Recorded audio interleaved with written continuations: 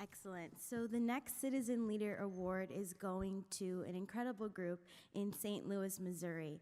Now, what's really cool about movements throughout history is that oftentimes men have been the face of it, but we all know that women have been the power behind it. Am I right? Exactly. And this group from St. Louis is no different. I had the pleasure of working with the St. Louis group exclusively, and they are absolutely incredible. This past couple months ago, we had a Writing the 28th Amendment event in St. Louis at the Ethical Society, and this group was able to bring together over 200 people to talk about what should be included in the 28th Amendment. It's our biggest turnout yet, and we had an incredible time.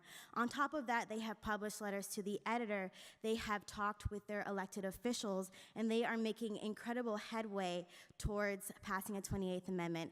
And on top of that, this group has passed a local resolution in St. Louis in their short time of being together.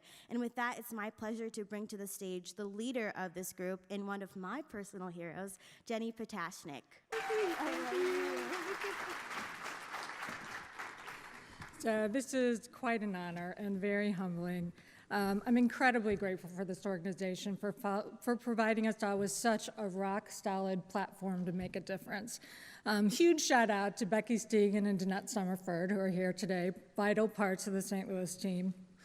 I have a 4-year-old daughter, and her name is Avery, and she would really prefer that I wasn't here today. So when I told her about the trip, she stomped her foot and said, "Why do you have to go?" And I just kind of blurted out, "I gotta save the world, babe."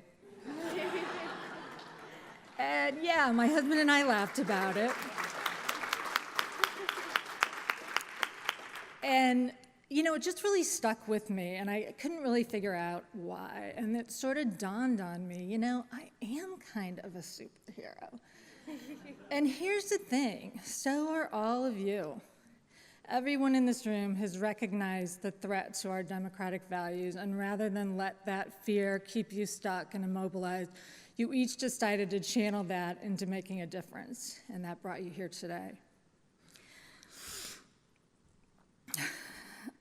We're not really doing it for ourselves. We're doing it for our kids and their kids and everybody in this country's kids, because we want them to have the gift of growing up in a democratic society, a place where every human being matters and every human being has an equal voice.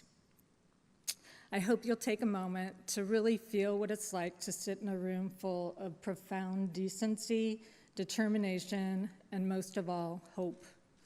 At the end of the day, we are the only things that can save us. But that's okay, Steve, because we are all superheroes. And like Superman said, we will fight for truth, justice, and the American way. Thank you.